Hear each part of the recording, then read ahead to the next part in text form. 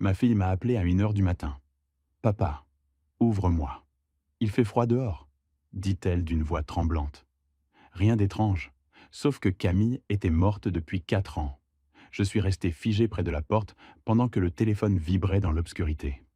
Tout a commencé la nuit où le téléphone de la maison a sonné pile à 1 heure, brisant le silence avec sa sonnerie solitaire. J'avais 68 ans. À cet âge, on se réveille la nuit pour aller aux toilettes, pas parce que quelqu'un appelle. J'ai ouvert les yeux, le cœur battant. La chambre était dans la pénombre. Dehors, il pleuvait doucement. J'ai cherché mes lunettes et me suis levé péniblement tandis que mes genoux protestaient. Le téléphone sonnait de plus en plus vite, comme si la personne perdait patience. « J'arrive », ai-je murmuré sans voix, traversant le couloir menant au salon.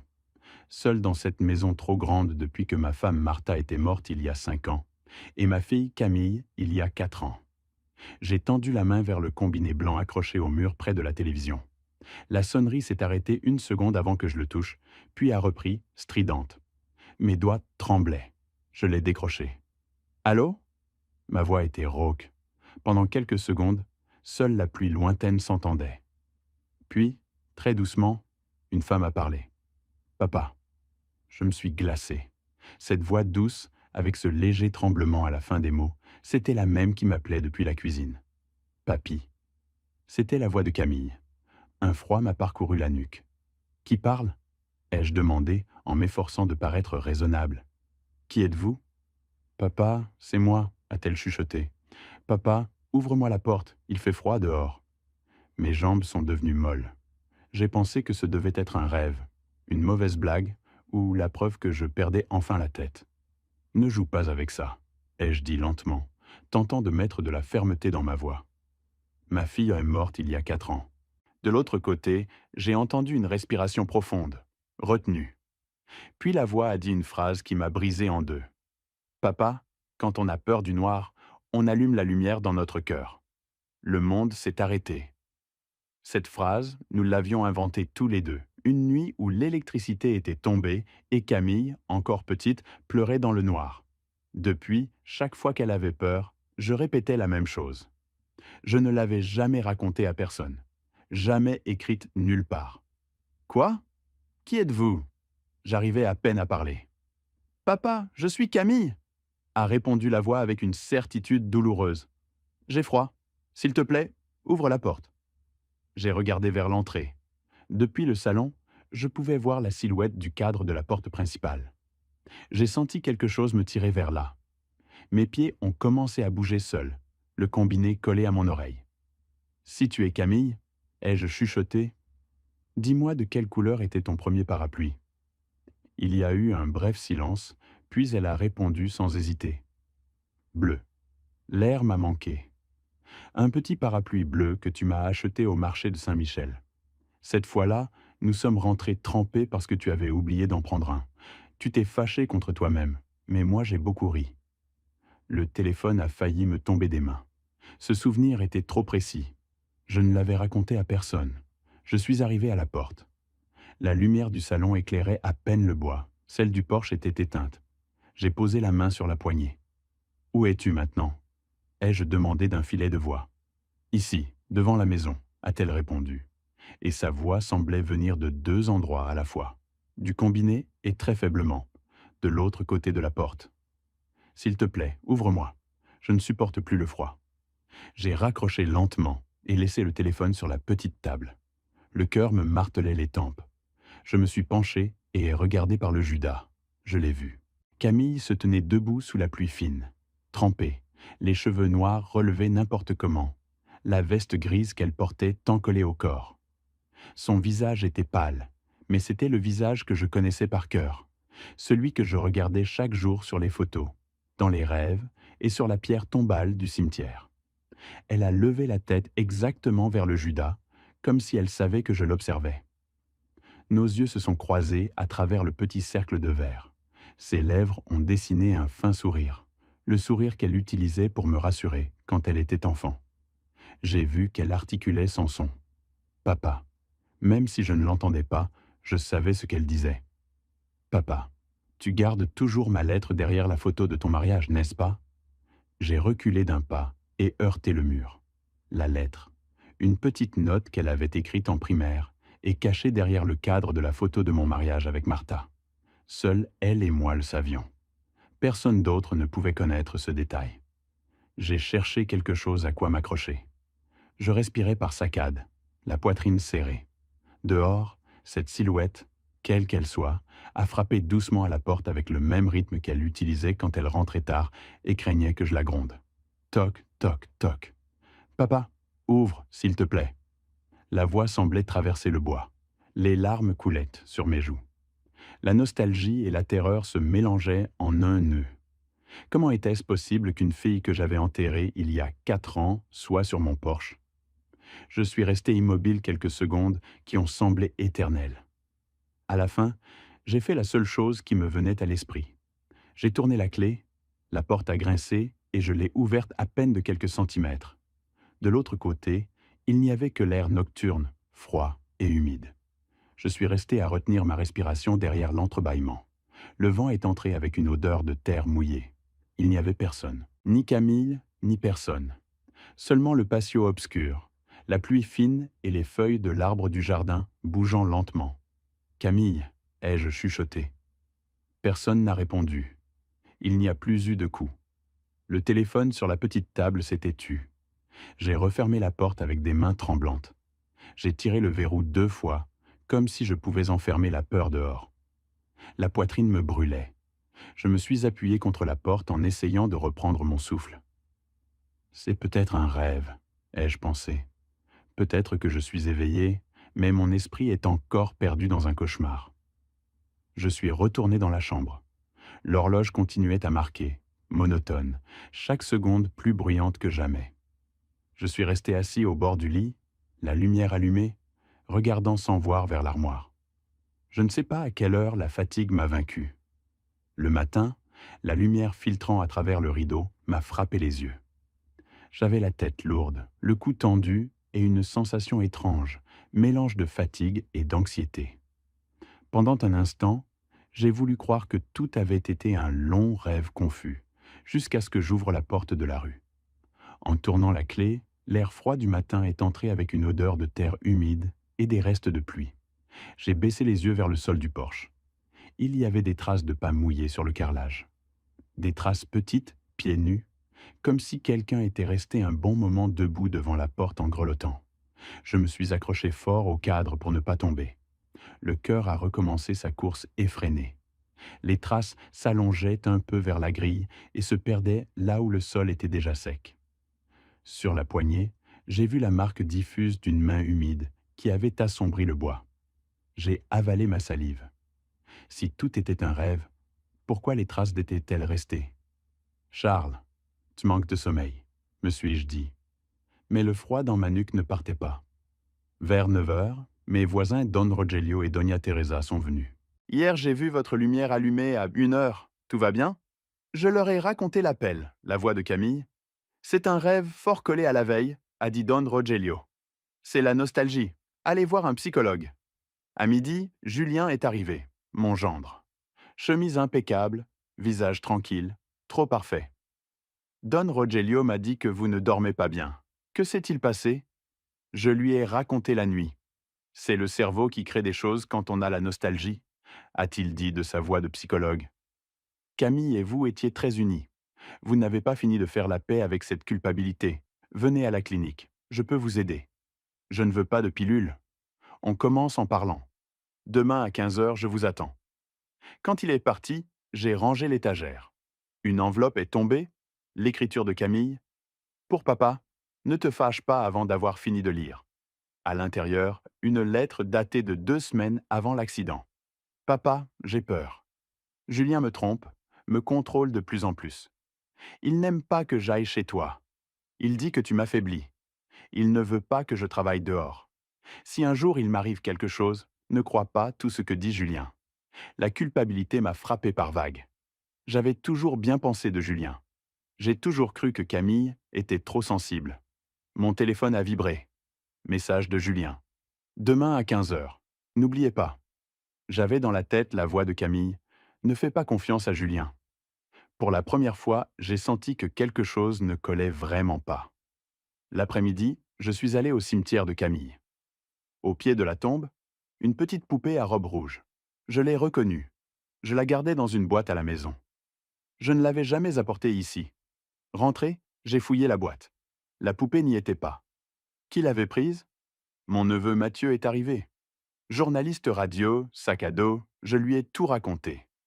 Ça ressemble au cas de mon podcast, a-t-il dit. La lettre parle de contrôle, d'infidélité. Julien est psychologue, il sait manipuler. Il a examiné le dossier de l'accident. Regardez, frein étrange, airbag non activé. On désactive les airbags exprès pour qu'un choc semble un accident. Tu m'aideras? Bien sûr. C'est pour Camille. Mathieu a appelé ses contacts. La police voulait enquêter, mais le mari a accepté le rapport. Tout est resté comme ça. J'avais signé sans réfléchir. Julien s'était occupé de tout. Cette nuit, à 0h58, j'ai attendu. À 1h, le téléphone a sonné. Allô, papa? Pourquoi maintenant? J'étais piégé, entre la vie et la mort. Quelqu'un me retient. Qui? Ne fais pas confiance à Julien. Donne-moi une preuve. Va à l'endroit où je suis né, papa. Là-bas, ils ont caché quelque chose. Cherche mon nom. L'appel s'est coupé. Le lendemain, j'irai au centre de santé. Je n'allais plus rester immobile. Le lendemain matin, Julien est arrivé avant l'heure. Chemise beige, sourire calculé. Je me suis inquiété pour vous. Je vais sortir ce matin, ai-je dit. Quelle chose? Son ton est devenu dur, subtil. Vous avez failli vous évanouir au marché. Vous êtes la seule famille qui me reste. Laissez-moi vous emmener.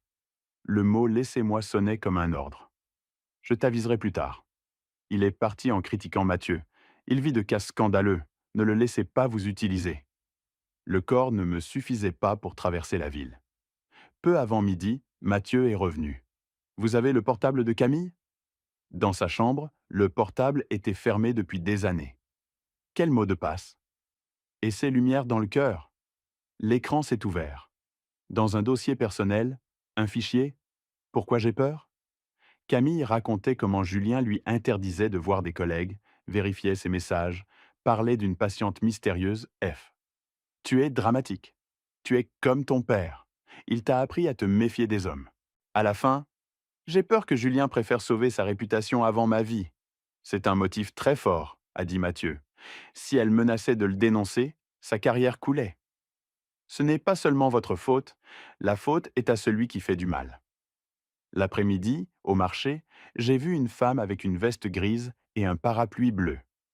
Le parapluie de Camille. Elle a fait le geste que Camille utilisait quand je la surprenais à sécher les cours. Une moto a traversé. Elle a disparu.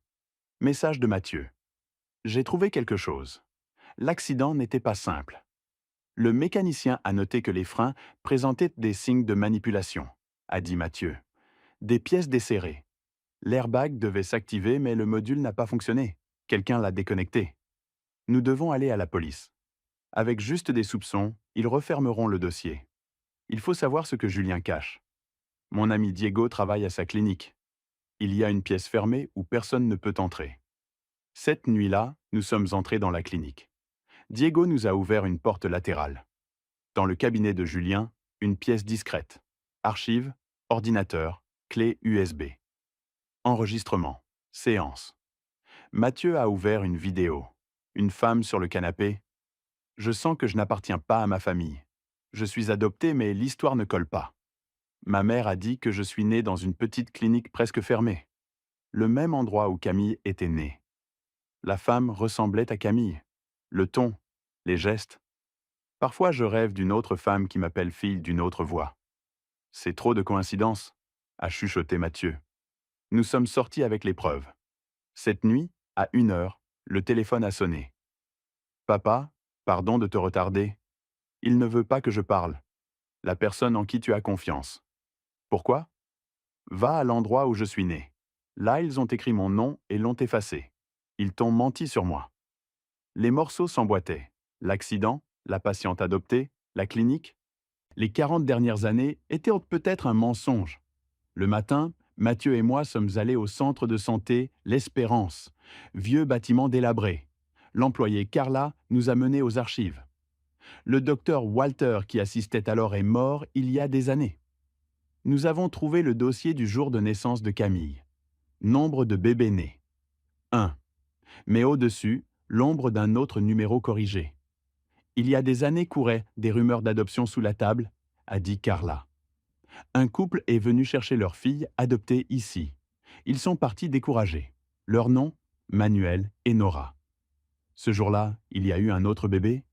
Mathieu a murmuré. La possibilité est là. Le médecin qui savait est mort. Nous sommes rentrés avec les photocopies. Le soir, Mathieu est reparti. Peu après, grincement de frein, cri. Mathieu était par terre, sa moto tombée. Les freins sont partis d'un coup. L'ambulance l'a emmené. Ne perdez pas mon sac. Tout est là. Rentré, tremblant, je suis entré dans la salle à manger. Une femme était assise à table. Le visage de Camille. 2 tasses de thé fumantes. Papa, pardon d'entrer sans prévenir. Camille? Ils t'ont menti, papa. Ils t'ont enlevé quelque chose. Qu'es-tu? Je suis de ton côté. Il ne va pas s'arrêter jusqu'à ce qu'il te fasse taire. Coups à la porte, la voix de Julien. La chaise était vide. La tasse fumait encore. J'ai ouvert. Julien, décoiffé. Vous avez su pour Mathieu? Accident de moto. Les freins. Les gens qui se mêlent trop reçoivent des signes. Qu'est-ce que tu veux dire? Je parle en général. Puis, votre état empire. Vous voyez des personnes qui n'existent pas. Le mieux serait une résidence pour personnes âgées. Je m'occuperai de tout. Vos biens seraient protégés. Il ne va pas s'arrêter jusqu'à ce qu'il te fasse taire. Laisse-moi y penser. Je vous aime, beau-père. Je ne veux pas que vous vous perdiez. Le mot se perdre a sonné comme disparaître. Message de Mathieu depuis l'hôpital. Photo de sa jambe plâtrée. Le mécanicien a dit qu'une vis était desserrée exprès dans les freins. J'ai le contact du couple du centre de santé, Monsieur Manuel et Madame Nora. Vous pouvez les visiter. J'y suis allé en taxi. Maison simple, jardin de peau. Madame Nora a ouvert, méfiante. Nous n'avons la faute de rien. Nous voulions juste un enfant. Moi aussi, ai-je dit. Puis-je entrer? Dans le salon, j'ai ouvert mon dossier. Il y a 40 ans, ma femme a accouché dans ce centre. Le même docteur a signé. Dans mes papiers, des chiffres effacés.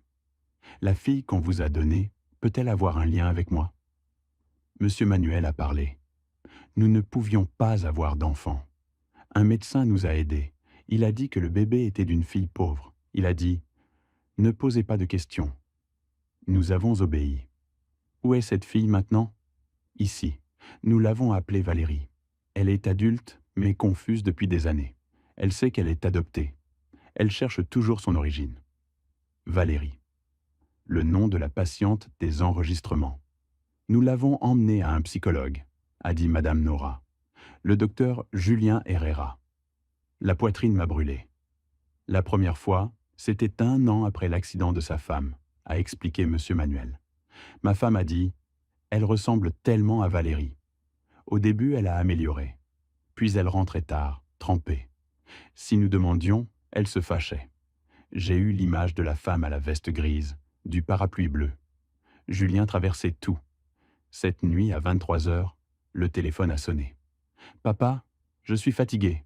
Il m'oblige à venir. Il me dit quoi dire. » Qui est-il? Celui aux chemises impeccables.